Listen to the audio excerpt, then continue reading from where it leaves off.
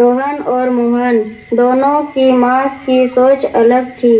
सुबह के समय में मोहन सोता हुआ, बेटा उठो जल्दी, सुबह हो गई है, स्कूल नहीं जाना है। नहीं मम्मी, स्कूल नहीं जाना है, सोने दो ना।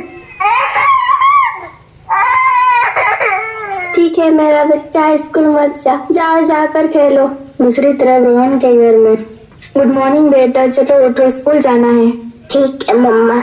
बाय बाय बेटा, अच्छा से पढ़ के आना, ठीक है। बाय बाय मम्मा। मम्मी मुझे भूख लगी है, खाना दीजिए। आओ बेटा, खाना खा लो। दूसरी तरफ रोहन के घर में, मम्मा मैं स्कूल से आ गया। ठीक है बेटा, फ्रेश होकर आओ, खाना मिल के खाते हैं। जाओ बेटा, दुकान से कुछ सामान लेकर आओ। अंकल जी 1 किलो चीनी और 1 पैकेट तेल दीजिए। लो बेटा 250 हुआ।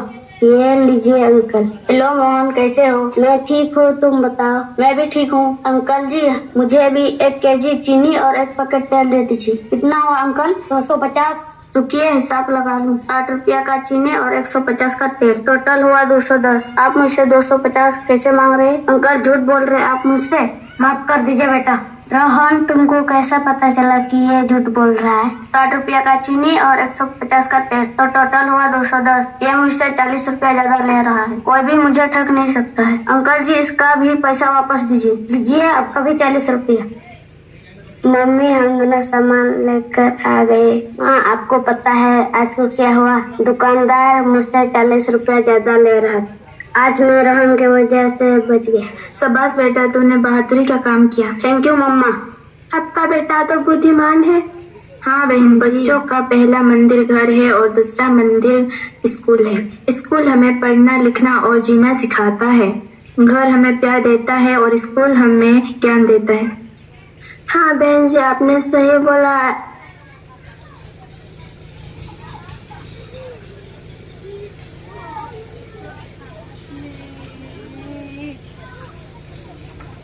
कुछ दिनों के बाद मोहन की माँ बीमार हो जाती है। बेटा मोहन, कहाँ हो? मेरे पास आओ जल्दी, मुझे सांस लेने में दिक्कत हो रही है। बेटा डॉक्टर को बुला लो, जल्दी से जाओ, जल्दी जाओ।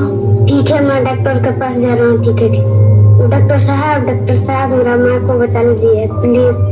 ठीक है, जल्दी जल्दी चलिए। आपका माँ का कंडीशन बहुत खराब है, उसको ऑपरेशन करना पड़ेगा। डॉक्टर साहब कितना खर्चा हो जाएगा? 4-5 लाख लग जाएगा। हे भगवान, इतना सारा पैसा कहाँ से लाओ?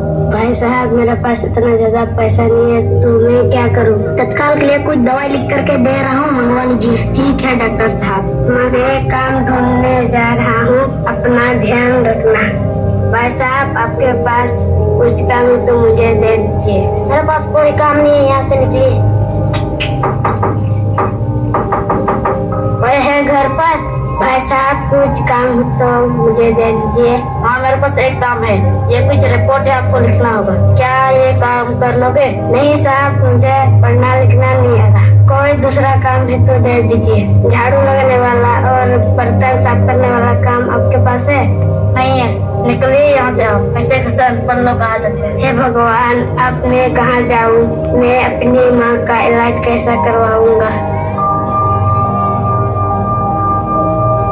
माँ मुझे माफ कीजिए, मुझे कोई काम नहीं मिला। मेरे अंदर काम करने का कोई योग्यता नहीं है। काश मैं बचपन में स्कूल गया होता तो आज ये दिन नहीं देखना पड़ता। काश मैं भी उस दिन तुम्हें डांट फटकार कर स्कूल भेजी होती तो आज हम सभी को ये दिन ना देखना पड़ता। मेरा प्यार मेरे बेटे के लिए जहर बन गया। जिसने बचपन में कुछ नहीं सीखा उसे भविष्य में मुश्किल का सामना करना पड़ता है और सर पकड़कर रोना पड़ता है। इसीलिए हम सभी को स्कूल जाना चाहिए। बच्चे गीली मिट्टी जैसे होते हैं, हम उन्हें जिस तरह ढालते हैं उनका भविष्य भी वैसा ही बन जाता है। इसलिए माता पिता और शिक्षक का कर्तव्य है कि वे उन्हें अच्छे संस्कार दे, प्रेम और सही मार्गदर्शन दे।